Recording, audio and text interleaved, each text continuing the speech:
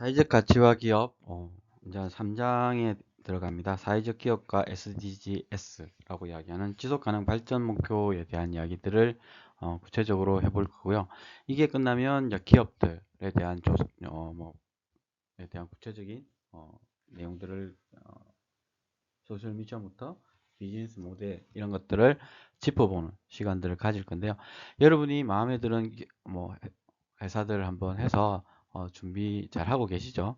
요거에 대한 발표 이런 것들 보고서 형태로 조금 업데이트 시키는 최신 버전으로 업데이트하는 작업들을 해주시면 감사하겠다라는 말씀드리겠습니다. 그 내용들은 지금 있는 책에 있는 내용을 소개해 주셔도 되고요. 근데 그 좀 더 이건 좀 책의 내용들이 조금 오래돼 있으니까 좀 더 최신 버전으로 업데이트 조사를 좀 해보시고 하면 우리들이 함께 공부하는 데 도움이 되지 않을까라는 생각이 듭니다. 이게 13주차 정도 전에는 저한테 와야 이렇게 여러분한테 소개도 하고 이런 것들이 할 수 있습니다. 준비 잘 해주시기 바랍니다. 이어서 지속가능 발전 목표에 대해서 한번 공부해 보면 2015년 제70차 유엔 총회에서 2030년까지 달성하기로 결의한 의제가 바로 지속가능 발전 목표라고 하는 지속가능 발전의 이념을 실현하기 위한 인류 공동의 17가지의 약속이다. 그리고 목표다라고 보시면 될 것 같습니다. 2030년 지속가능 발전 의제라고도 부르기도 하고요.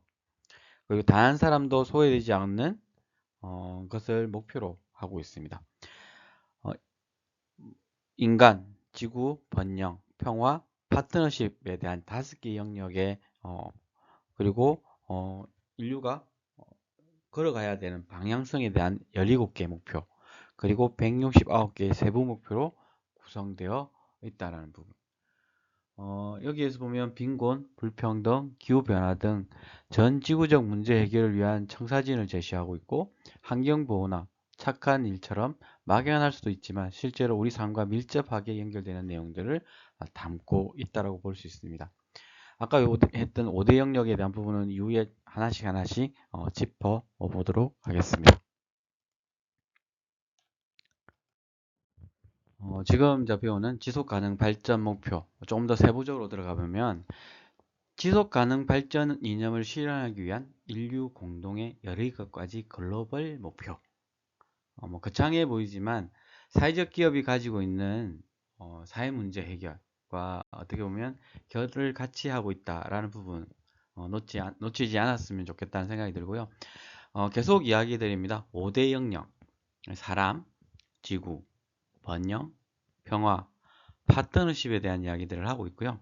그것을 하나씩 챙겨보면 사람에 대한 부분은 인간의 존엄성을 위한 목표, 모든 사람이 잠재력을 발휘할 수 있는 환경 조성을 하는 것이 필요하다는 이야기들을 하고 있습니다. 제가 운영하고 있는 지프라 협동조합도 마찬가지로 모든 사람 중에 시설에서 생활하다가 사회로 나오는 보호 종료, 자립 준비 청년들에 대한 잠재력을 발휘할 수 있는 환경을 만들어 보고자 뛰어다니는 그리고 아동복지시설을 운영하는 신어마을 같은 경우에도 아이들의 건강한 성장할 수 있는 환경을 조성하기 위한 활동들을 하고 있다. 여기에 세부 목표로 들어가 보면 첫 번째는 빈곤 종식입니다. 지역아동센터가 초창기에 이제 그런 부분에 좀 활동들을 많이 하다 보니까 안 좋게 낙인 효과가 찍혀버렸죠. 가난한 아이들이 오는 시설라는 부분에서 기피하게 되는. 그럴 필요가 없었는데 조금 정부에서 하는 일 중에 저소득층 아이들을 지원하는 일을 역할을 하다 보니까 낙인 아닌 낙인 효과를 지켜버려서 아이들도 거기 오는 것을 숨기고 저희 애들이 제가 이제 센터장 할 때 이제 했던 말 중에 하나가 학원 간다고 얘기하는 그리고 지역아동센터 이름을 좀 빼달라고 이야기하는 것들을 보고 왜 그래야 되지 라는 생각들을 했지만 아이들의 눈높이에서는 좀 맞지 않은 그리고 법이 바뀌어서 저희들이 운영하던 차량을 노란색 통학 차량으로 바꾸고 나니 아이들이 타지 않고 거의 물품만 타고 싣고 날랐던 기억들이 있습니다. 두 번째는 기하 해소, 뭐 같은 맥락에서 연결되는 부분이고요. 세 번째는 최근에 많이 이루어지고 있는 것, 뭐 이거는 남녀노소 대한민국 국민의 모두한테 제기되는 부분이라고 할 수 있는데, 건강과 웰빙입니다. 그리고 이제 네 번째는 양질의 교육을 어떻게 제공할 것인가에 대한 부분. 그리고 다섯 번째는 성평등에 대한 이야기들을 하면서 사람에 대한 이야기들을 합니다. 이게 하나하나 좀 구체적으로 교재를 보면서 설명을 드릴 겁니다. 두 번째는 지구 이야기입니다. 지구는 깨끗한 물과 위생, 여섯 번째고요. 모두를 위한 깨끗한 에너지, 일곱 번째 목표입니다. 이거에서는 이제 뭐 재생에너지부터 시작해서 뭐 태양광 이런 여러 가지 부분들이 여기에 속하게 있죠. 바람에 대한 이야기. 제가 이제 얼마 전에 이제 제주도를 갔다 왔는데요. 제주도에 갔을 때 우리나라에 하나 있다고 하는 조력 발전, 파력 이런 것들을 이용한 발전도 지금 이제 시도되고 있고 그거에 대한 최적지를 찾고자 있다라는 말들을 들었습니다. 그리고 13번째 목표는 기후 변화와 대응, 그리고 해양, 육상, 생태계 보전 이런 이야기들이 있고요. 번영 같은 경우에는 보면 양질의 일자리와 경제 성장. 이거는 우리나라가 가졌던 전 세계가 가지고 있는 숙제 중에 하나. 특히 우리나라의 청년층에 대한 일자리에 대한 이야기들을 뭐 풀어야 될 숙제 중에 하나죠. 산업, 혁신 및 사회 기반 시설, 그리고 불평등 감소. 두 번째 번영의 이야기는 지속 가능한 도시와 공동체. 지금 도시 속에서 보이지 않는 갈등들이 계속 상존하고 있다는 부분. 이건 우리 동네의 지속 가능성을 높이는 다양한 프로젝트를 제공한다, 이런 것들이 필요한데요. 제가 있는 삼만동을 봐도 그래요. 점점 인구는 줄고 저소득층의 비율은 높아지고 고령층 인구가 늘어나고 이런 사회적 문제들을 계속 가지고 있는 거죠. 그리고 번영 세 번째 부분에는 책임 있는 소비와 생산. 여기에 사회적 기업들의 역할들이 조금 더 중요하지 않을까라는 생각들이 있습니다. 자원순환과 재활용, 윤리적 소비와 소비의 중요성. 그러니까 윤리적 소비라고 하는 부분에 대한 것들을 고민을 좀 많이 하고 있고, 저희 또한 마찬가지로 거기에 대한 고민들을 던지면서 내가 가지 않는 여행에 돈을 내라고 하는 상품을 만들기도 합니다. 저희들이. 왜? 여행을 가고 싶은데 못 가는 계층들이 존재합니다. 그분들을 위한 여행. 정부에서는 뭐 문화누리 카드라고 해서 11만원, 시에서 14만원 정도의 돈을 지원하고 있습니다. 근데 그것만으로는 보고자 하는 것들을 다 볼 수 없는, 그래서 거기에 플러스 알파가 된다면 좀 더 그 친구들에게, 아니면 그 여행을 필요로 하는 사람들에게 보다 나은 양질의 서비스를 제공할 수 있는 이런 것들을 만들 수 있는 거죠. 그러니까 매칭 펀드 형태로 가면 어떨까? 문화놀이카드가 정부에서 지원하는 거지만 민간에서도 좀 더 지원하는 역할들을 찾아보면 어떨까라는 생각들을 하게 됩니다. 네 번째는 평화에 대한 이야기입니다. 평화, 정의 등 강력한 제도를 가질 필요가 있다.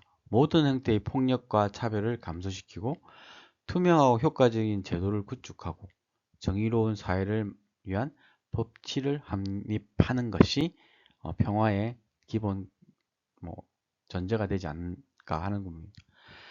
그리고 마지막으로 협력, 파트너십에 대한 이야기들인데요. 지구촌 협력에 대한 이야기들을 하고 있습니다. 전 세계가 함께 노력해야 할, 달성해야 될 부분에 대한 이야기를 하고 있고, 국가 간, 기관 간, 개인 간의 협력, 지식, 기술, 자원의 공유와 연계. 그러니까 지역마다 가진 어려움, 문제 이런 것들이 있습니다. 기아의 문제를 가진 나라 것도 있고, 인구 소멸에 대한 이야기들을 하고 있는 부분, 그 지역 간의 격차, 그리고 전쟁에 대한 이야기들, 이런 것들을 어떻게 하나하나 풀어나갈 건가에 대한 부분. 그러니까 제가 저희 학생들한테도 이야기 드리지만, 소통에 대한 노하우가 있으면 앞으로 취업이 아니라 지역사회 속에서 역할들이 많아질 수 있다는 부분들을 이야기하고 있습니다. 그런 것들도 한번 챙겨봐 주셨으면 좋겠다. 자격증이 많아서가 중요한 게 아니라 꼭 필요한 자격증을 챙기는 것들이 좋지 않을까. 최근에 이제 김해대랑하고 이제 지푸라기하고 이렇게 프로젝트를 조금 하면서 그러니까 농촌으로 들어가는 프로젝트를 조금 이제 시작을 했습니다. 1학년들하고도 같이 그런 프로젝트를 진행하고 있는데요. 실질적으로 그 속에서 저희들의 역할들이 조금씩 보이고 있는 거죠. 특히 김해대랑이라고 하는 역할들, 농촌으로 찾아가는 뭐 프로그램을 하는 저희들이 이제 들어갔을 때 그분들 그 어르신들이 하시는 말씀들이 그러니까 이런 게 있었어요. 우리 마을에서 이런 프로그램을 지원받을 거라고는 꿈에도 몰랐다. 너무 좋다. 뭐부터 시작해서 처음에는 하나 하는 게 이제 뭐 이렇게 두렵다기보다는 조심스러운데요. 점점 요구가 많아지세요.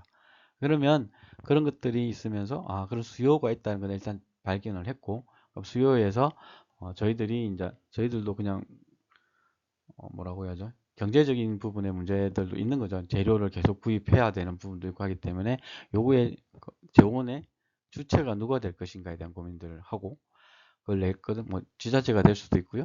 아니면 모금회가 될 수도 있고 이렇게 하면서 그쪽에서의 그리고 기업이 될 수도 있는 거죠. 그래서 우리가 하는 부분에서의 성과, 긍정적인 변화에 대한 부분이 요거다라는 것들을 이야기하면서 이거는 아까 이제 제가 다른 수업에 하는 게 프로그램과 개발과 평가에서 프로포즈라는 영향들을 같이 심으면서 이제 펼쳐보려고 하는 부분이다라고 말씀드릴 수 있을 것 같아요. 그럼 우리나라는 어떨까라고 한번 보면 K 뭐 SDGs라고 이야기하는데요. 아까 17개 목표는 동일합니다. 그런데 세부 목표는 조금 변화가 있어요. 122개. 그런데 그 속에서 좀 더 세분화가 돼서 214개의 지표로 이것을 정리하고 있습니다.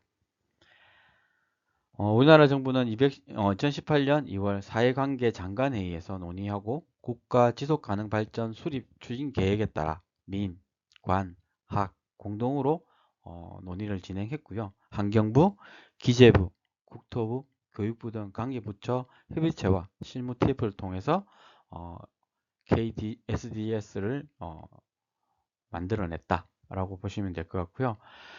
그 속에서 전 세계 대기업, 공공기관도 지속가능 발전에 따른 다양한 지표를 표방하고 실천하고 있다. 이게 이제 대표적으로 ESG 투자, 뭐 경영 이런 것들에서 비중이 확대되고 있는. 옛날에는 이제 뭐 후원이나 이런 것들 나눔에 대한 고민이 많았다면 지금은 좀 더 나가서 구체적인 이야기들을 하고 있다. 라는 부분을 접할 수 있을 것 같고요. 사회적 기업에서도 SDGs는 비즈니스 모델 구축에 있어 아주 중요한 요소가 되기도 한다라는 부분을 이야기하고 있습니다.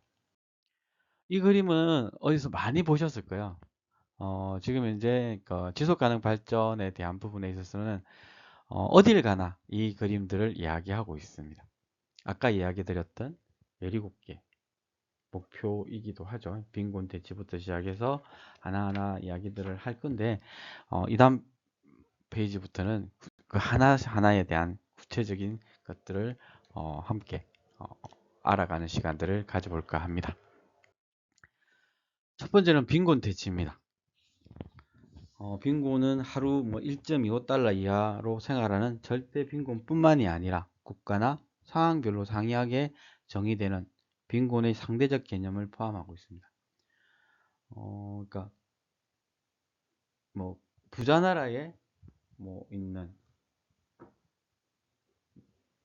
그러니까 경제적으로 어려움을 호소하고 있는 그러니까 물가가 높은 나라에서는 뭐 다른 부분이죠. 그러니까 홍콩의 집 한 채의 가격 자체가 엄청난 이런 부분이 있는 거죠.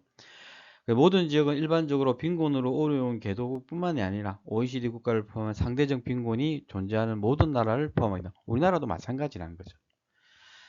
하루 1.25달러 미만으로 사는 절대 빈곤 인구를 모든 곳에서 건절해야 한다. 최우선 목표겠죠. 그러니까 절대 빈곤은 국가별로 정의에 따라 모든 측면에서 전 연령층의 남녀 및 아동의 빈곤 인구 비율을 최소한 절반으로 줄여나가겠다. 이게 2030년까지 하겠다는 부분이니까요. 국가별로 최저생계 보장선을 포함한 모두를 위한 적절한 사회보장 시스템과 방안을 이행하고 빈곤층 및 취약계층의 보장 범위의 실질적 확대를 달성한다. 우리나라 같은 경우는 기초생활 수급이 여기에 해당되는 부분이겠죠. 모든 남녀, 특히 빈곤층 및 취약계층이 동등하게 경제적 자원 활용 및 기초 서비스에 접근하고 토지 및 기타 유형의 자산, 유산, 천연자원, 적정 신기술, 소액 금융 등을 포함한 금융 서비스에 관한 동등한 오너십과 통제권을 행사할 수 있도록 보장할 필요가 있다. 앞에서 아까 이야기했던 ESG 투자, 경영 이런 것들을 보면 에너지와 소재 등 기업의 비재무적 요소를 사용해 환경에 미치는 영향, 거기 노동자의 건강, 안전, 다양성을 비롯한 사회적 임팩트, 기업 윤리, 주주의 권리, 임원 성과 보상 정책 같은 지배구조의 성과를 측정해 투자하는 것을 ES 투자라고 이야기한다. 즉, 경제적 성과뿐만이 아니라 기업의 사회적 책임 활동에 대한 성과까지 측정해 투자하기로 했다. 이 부분에 있어서는 사회적 기업이 이윤도 해야 되지만 사회적 가치 투자도 해야 된다는 부분에서는 좀 더 유리한 부분이 있다. 그리고 빈곤과 대체의 마지막 부분은 빈곤층 및 취약계층의 보건력을 구축하고 극심한 기후 관련 재해 및 경제, 사회, 환경적 충격과 재난으로부터 노출과 취약성을 경감시킬 필요가 있다. 어려운 내용은 없죠. 그렇게 그 두 번째는 기하종식입니다. 기하종식, 식량 안보 및 영양 개선, 그리고 지속 가능한 농업의 세 가지 상호 연계된 목표를 담고 있으며 오늘날 식량 위기의 원인은 단순히 식량 공급의 부족에 있지 않고 식량 배분의 불균형과 식량 생산을 위한 자원의 접근성의 문제, 그리고 식량 생산 시스템의 취약성 같은 생산 분배 시스템 문제에 근본적으로 기인한다 할 것입니다. 대표적인 기업이 있죠. 월마트라고 하는 기업이 있습니다. 최근에는 월마트도 조금 침체하고 있다라고 이야기하는데, 그게 대표적인 대한 기업이 하나가 이제 쿠팡 이런 것들이겠죠. 근데 이제 월마트 같은 경우에는 인공위성을 그러니까 엄청나게 많이 써 올려놨어요. 왜? 그러니까 농산물, 특히 농산물에 대한 구매의 용이성을 위해서. 그래서 전 세계에 홍수가 왔든지 풍요 작물이 잘 됐다는 것들 가장 먼저 빨리 해서 그것을 독점해내고 그 가격을 적정한 수준에서 이상 받고 판매하는 이런 것들을 하고 있는 거죠.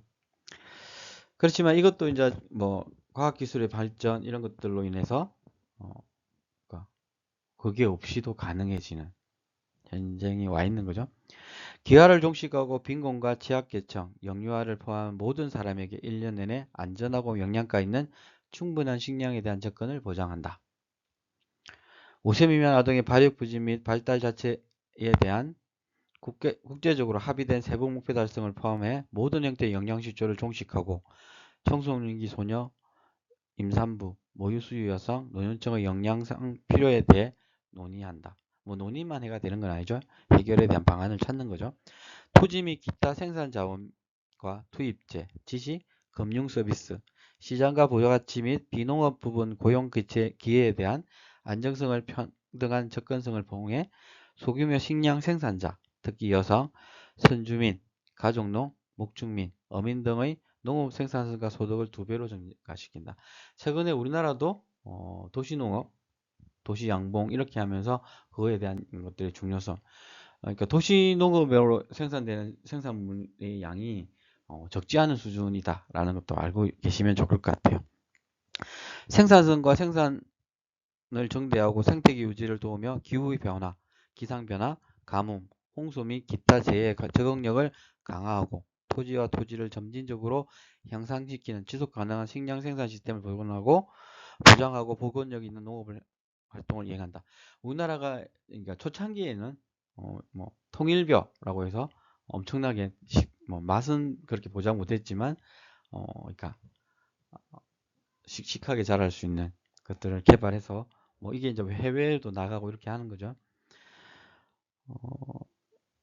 그리고 국가, 지역, 국제적 차원에서 다양한 식물 및 종자 은행의 원활한 관리 등을 통해 씨앗, 농작물, 가축 및 관련 야생종의 유전적 다양성을 유지하고 국제적으로 합의한 관련 전통 지식과 유전적 자원 활용을 통한 혜택의 접근성을 정진하고 이를 공정하게 나누는 부분에 대한 이야기들을 하고 있다. 그것을 잊지 않았으면 좋겠고요. 세 번째는 건강과 웰빙입니다. 건강한 삶과 모든 세대의 복지 정진이라는 간단한 문장으로 되어 있지만 세부적으로 다루는 내용은 너무나도 광범위합니다. 산모와 요아의 사망률, 정령성 질병 같이 개발도상국에서 크게 개선되지 않고 있는 부분의 문제들, 그리고 교통사고 사상자에 대한 부분, 그리고 보편적인 의료보험의 제공. 이거는 그러니까 가장 잘 되어 있는 나라가 우리나라 그 중에 하나가 우리나라다라고 얘기하는 거죠. 외국이 엄청나게 부러워하는 부분 중에 하나입니다. 환경오염으로 인한 질병 및 사망 같이 중간소득 국가와 선진국에서도 노력이 필요한 이슈들을 포괄적으로 다루고 있는 부분입니다. 전 세계 산모 사망률은 10만 명당 70명 미만으로 감소시킨다. 이건 나라별로 엄청난 차이가 있는 거죠.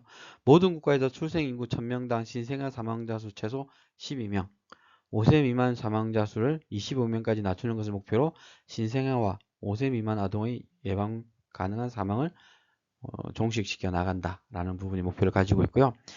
에이즈, 결핵, 말라리아, 소외 열대 질환 등 전염병의 대규모 확산을 근절하고 간염, 수인성 질환, 기타 감염 질환을 대치한다. 저희들도 이제 얼마 전에까지 공동 대응했던 코로나 이런 것들이 여기에 속하겠죠. 예방과 치료를 통해 비감염성 질환으로 인해 조기 사망률을 3분의 1로 줄이고 정신건강과 웰빙을 정진시킨다. 그래서 정신건강에 대한 이야기들을 최근에 많이 하고 있다. 마약 남용 및 유해한 알코올 사용을 포함한 약물 오남용의 예방과 치료를 강화하고 전 세계 도로 교통사고로 인한 사망자 수를 절반으로 줄이며 가족계획, 정보 및 교육을 포함한 생식 보건 서비스에 대한 보편적 접근과 생식 보건을 국가 전략 및 프로그램에 통합하는 것을 보장한다. 재무위험 관련 양질의 필수 보건 서비스 및 안전하고 효과적인 적정 가격의 필수 의약품 및 백신에 대한 접근을 포함해 모두를 위한 보편적 의료 보장을 달성한다. 유해 환경물질 대기, 수질, 토지오염으로 인한 질병 및 사망자 수를 대폭 줄인다. 특히 이제 아프리카 이런 데를 보면 수질, 먹는 물에 대한 안전의 문제를 가장 많이 이야기하는 거죠. 그것을 어떻게 해결할 그러니까 전 세계가 나서서 해결하려고 하고 있지만 그게 쉽지 않은 문제이기도 합니다. 특히 이제 그리고 이제 네 번째 양질의 교육입니다. 저희들이 했던 아동복지 서비스의 대부분이 여기에 포함되는 부분이겠죠. 지속 가능 발전 목표의 수립 이전에 국제사회의 목표 중에 하나는 밀레니엄 개발 목표라는 것에 대해서 보편적 초등학교 교육의 실현이라는 유사한 목표를 제시하고 실천해 오기도 했습니다. 하지만 MDGs 그러니까 부분에서는 초등교육에 초점을 둔 한계점이 있었다면 본 목표는 더 포괄적인 범주에서 양질의 교육에 대한 접근성 문제를 다루고 있다고 할 수 있습니다.